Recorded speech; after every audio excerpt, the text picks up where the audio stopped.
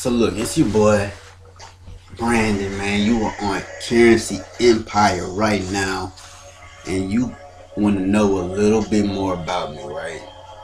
So this is why I'm making this video. It's been taking me a while to get to it, but finally, we're at, what is it, February the 12th right now. Boom, we're getting momentum, we're doing our thing, but I just want to tell y'all, reach out to y'all and tell y'all a little bit about me and why I started doing this, you guys. So just to give you my background, right? Boom. Played sports in high school, did my thing, very athletic type of guy, right? Wanted to play basketball when I graduated, but that's not how the story went, right? What happened was I got to college, Prairie View A&M University, PV, shout out to the Hill, HBCU. Got to college and was like, I don't know what the hell I want to do, what the hell I want to major in. So I freestyled my major. I was like, since I did good in chemistry in high school, I'll just major in chemical engineering, cause they get paid the bread. That was my mindset at the time. And you know how it is when you're young. You really just don't know. It's very rare that you just graduate from high school and just know exactly what you want to do. It's a select few that do, but very rare, right? So I get up there, and my old man, he's like, well, I ain't rich, so you gotta find a way, that you gonna pay for school, cause, yeah, and student loans are motherfucker. So he suggested me to join the military, which my old man was actually a retired captain out of the military, right? So I'm like, okay, I really didn't want to at all. So I ended up checking in, talking to recruiters, whoop-de-whoop, this and that. And I ended up joining. I got in the military.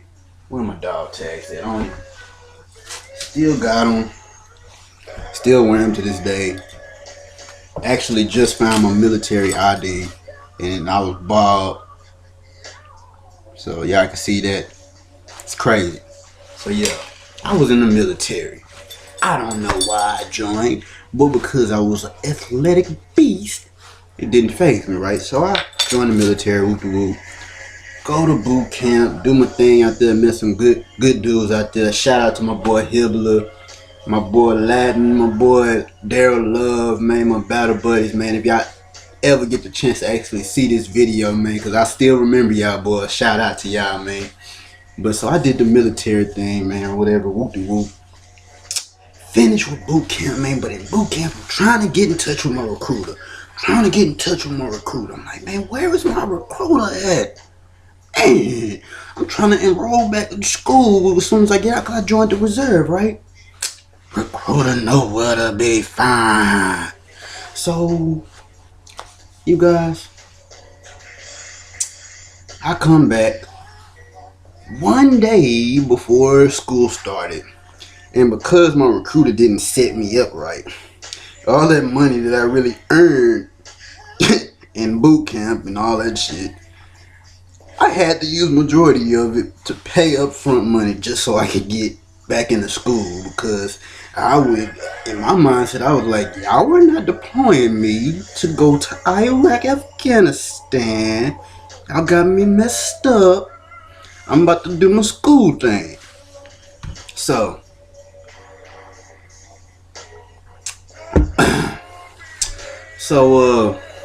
anyway, thousands of dollars down the drain. And didn't get to get the Monte Carlo that I was expecting to get when I got out of boot camp, because that's the car that I wanted. I was like, getting my Monte Carlo and be swinging down the lane. That's what I wanted. So anyways, boom. So one problem, because my recruiter disappeared on me, I never really received majority of my military documents. None of them. Don't know where they're at. Still to this day, don't know what happened to them. Right? When I joined the military, I told them I wanted to be, what was it? Field artillery. You know, that's driving tanks and all that good stuff, right? They signed me up as a combat engineer, and then my recruiter dipped on me. I come to find, I was like, combat engineer? I mean, combat, I don't know. At first when I'm joining combat, that sounds like some front line. I don't know. It sounds like y'all trying to get me, right? So anyway, I go to boot camp. This is. I'm really going in circles, but I go to boot camp and find out what combat engineers do, right? Combat engineers, oh look, combat engineers are the guys right behind infantry, right? Or really right with infantry, frontline type of guys. And they look for IEDs. Now, if you don't know what an IED is, it's an explosive. So, you know, I got the boot camp and I was like, y'all got me messed up. I ain't for no explosive. Y'all got me messed up out the game. I'm not no frontline type of guy. If y'all put me in charge, I'm gonna say retreat. I do not believe in this war. So, if you are thinking about joining the military, really consider it. You gotta really, it has to be something that you want to do. Don't do it for the money because you will be highly disappointed. But anyway, fast forward. I'm in the ROTC as well. When I get back to school, I'm at PV. I'm kind of mad though because things aren't going the way they're supposed to go. Whoop-de-whoop, this and that, man. I'm supposed to be moving closer to getting like my officer ranking and stuff like that. All of a sudden they're telling me, oh, you don't have enough credits. Oh, you don't have this. I was like, this wasn't a problem when y'all shipping me out. Y'all told me I'm gonna be good when I came back. So I'm mad. So I didn't handle the situation the right way. I stopped going to PT. I would just go to the physical training test. I'll do 50 push-ups in like less than 30 seconds to get up. And they're mad. They're like, no, you gotta do it for the whole 2 minutes. Alright, pass the test. Pass the test. Give me bread. Pass the test. I'll run a quick little 2 mile. I pass the test. Leave me alone. I'm not coming to PT. I can run. I'm an athlete. Before y'all screwed me, I was doing 100 push-ups every PT test, and now y'all screwed me over. I'm not about to be maxing my chest muscles out early, 5 o'clock in the morning. So anyway, I was just at the schoolhouse partying, doing my thing. Messed myself over. Whoop-de-whoop. Fast forward a few years go by, 4 years go by, whoop-de-whoop. I'm on a 6-year contract, whatever, 6 by 8 contract, which is 6 years active reserves, 2 years inactive, where they can actually call you back up. Around the 4th year, something happened. I'm trying to, actually 3rd year, still in ROTC, doing my thing, man. I started to get my mind back right, and like, okay, I'm gonna try to make this work right.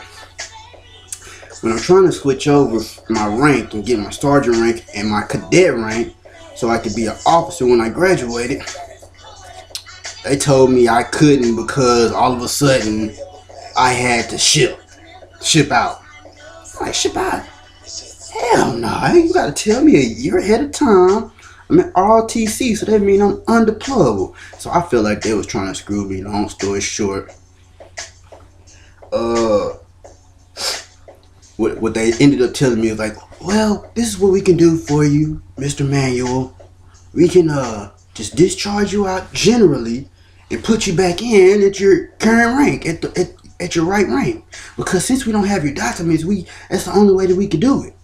So I said, okay, that sounds like a good idea. Let's just do that. Put me in my right rank. Because I'm not about to be no E2 forever. I know I'm supposed to be like an E3 or actually like an E5 / cadet, if anything. And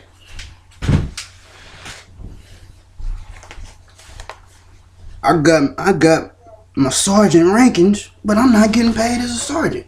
I'm supposed to be switching over, right? So, long story short, I get discharged, try to get back in. All of a sudden, they're like, "Oh, Mr. Manuel, I don't know, man. We can't put you back in. You're gonna have to get this waiver from this guy and this waiver from this guy. Some sergeant commander, command sergeant major that's never in his office. I'm driving all over Houston. I'm driving from Hempstead and Waller County all the way to Westheimer, if y'all know Houston, which is almost an hour, 30-minute drive. Doing this every other day, trying to find this guy, calling up there, no answer. So I don't have a recruiter to really support me, so I'm trying to do all of this on my own. And it just got to the point where I'm like, fuck you. Fuck the military, man. I'm going to do my thing, right? So, boom. From that point on, I didn't even tell y'all anything.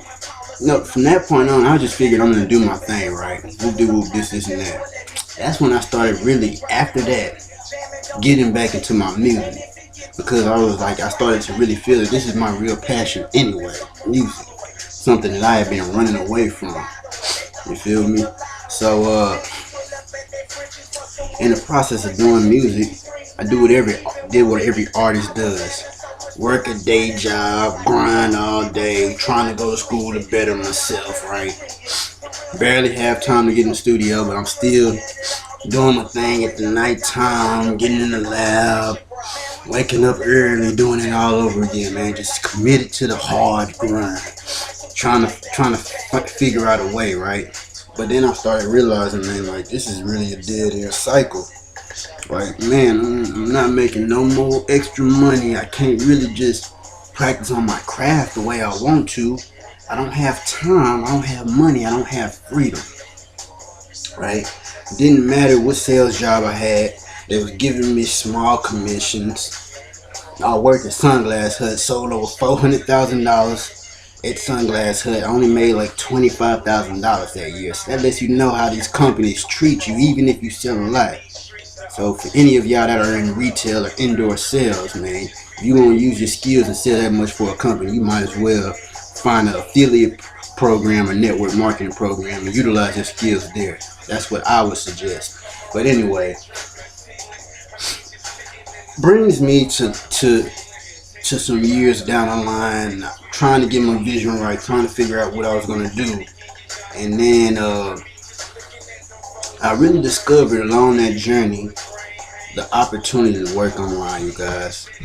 And this is what really has changed my life, and it grew me in ways that are amazing, that looking back, I can't even explain.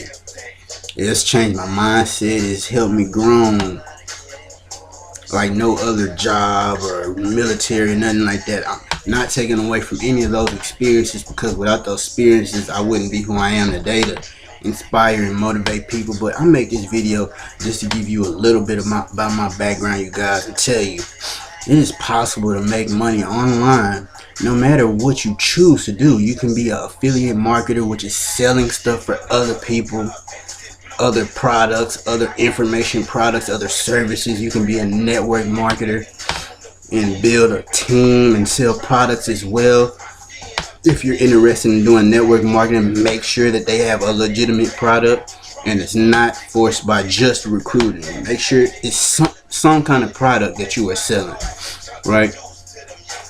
But it is a way to make money, a passive income online. But the thing about it is, you guys, I went to school for business. After being in chemical engineering and realizing that wasn't for me, like after the first year and a half of college, I was like, chemical engineering is some bullshit. I don't understand inorganic chemistry. I'm done with it, right? I switched over to business, and you know what? The crazy thing about it is I learned a lot in business, but the things that I learned from searching for information about internet marketing are not taught in business. They're not taught in business classes. I don't know if they're taught in Harvard. They're sure not taught in UHD and University of Houston and Prairie View. They are not taught. These skills are not taught. You guys, so I forgot the point I was getting at. But basically, you guys, I found some information that really changed my life. and it could possibly change yours. You have to be an information seeker. You have to be willing to develop your mind. You have to be willing to take care of your soul. You guys, you have to recondition your mind, you guys. All of these jobs I had, being in the military, being in the school system, great. If you're doing it, great. I'm not saying taking nothing away from it, but be open to more information, because they don't tell you everything. They don't tell you everything. They just tell you a piece of it. You guys, if you want to really be free in this world that we live in, you have to seek knowledge.